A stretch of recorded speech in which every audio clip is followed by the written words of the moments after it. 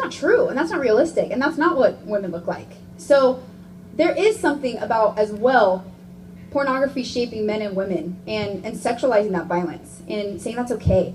And God's plan for sex is not violent. It's not.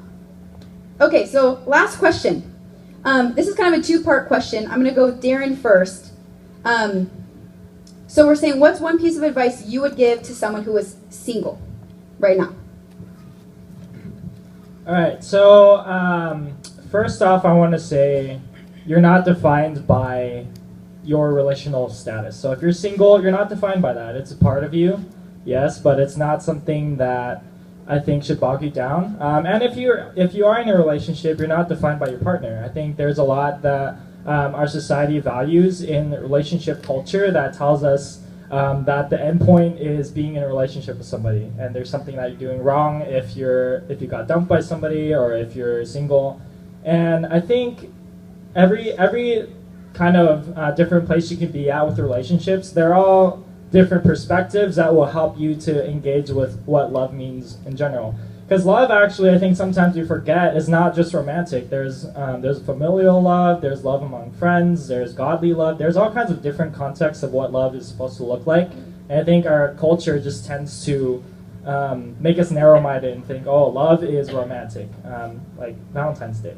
That's what love looks like. I think sometimes we get so caught up with that. Sometimes when we are in seasons of loneliness from being single, I think it short-sights our what we do see about love in our own lives. For example, I mean, in my journey, kind of how I talked about earlier, how I've committed to singleness, I have had periods of being lonely, and I've had periods wondering what kind of worth I have if no one is, if I'm still single and there's no one pursuing me or somebody that I can pursue. But at the same time, I think in those places, I have gotten into having negative thoughts about myself, thoughts that I know do not come from God, and thoughts that I know don't reflect how God views me. And because of that, I've actually closed off. I mean, not now, but I've had periods of closing off from people and forgetting to acknowledge the love that I get from family and friends and from God.